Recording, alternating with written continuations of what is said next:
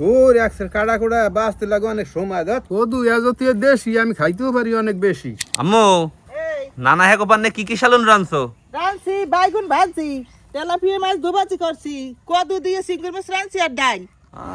বাঙালি আনা খাওয়ান পুরা। তো নানা হ্যাঁ গোদারে লইয়ে দেয়, হ্যাঁ তো পেটে খিদা লাগবে। হ্যাঁ আচ্ছা লইয়ে যাও। নানা জানো না বুলেট চাউলের গরম ভাত কলম লইয়েছি। এই তো ভালো। বাইগুন ভাজা আর তেলাপিয়া মাছ বোনা নানা। নানা আর মামা হাত পাও ধুয়ে রেডি হয়ে গেছে। বিসমিল্লাহির রহমানির রহিম। বেগুনটা আমি দিয়ে দেই। বিসমিল্লাহির রহমানির রহিম।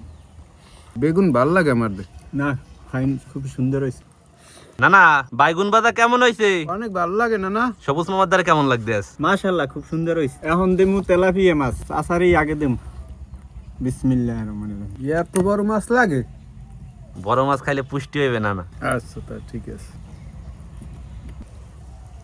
তেলাপিয়া মাছ বুনা কেমন লাগতে আছে? অনেক মজা হয়েছে না না? মামার দ্বারা কেমন লাগে? অনেক মজা। তোর একসের কাটা কোড়া বাঁচতে লাগে অনেক সময় ধর চিংড়ি মাছ আর কদু খাইতে লাগবে মধু। মধু মধু হ্যাঁ। কদু কেমন লাগতে আছে নানা? কদু তো সপ্তাহ চাই ভালো লাগে। সপ্তাহের চেয়ে মজা হয়েছে। হ কদু এজতীয় দেশি আমি খাইতেও পারি অনেক বেশি। এখন লমু ডাল দিয়ে রংটাই তো ভালো হয়েছে। খাবার আগেই তো আমার পরান গেছে জুড়াইয়া খাইয়ে দেবে আরো জুড়াইয়া। তো আশা করতেছি নানা আর মামার খাওয়ান দেখে আপনাকেও ভালো লাগবে। সবাই ভালো থাকেন। আসসালামু আলাইকুম।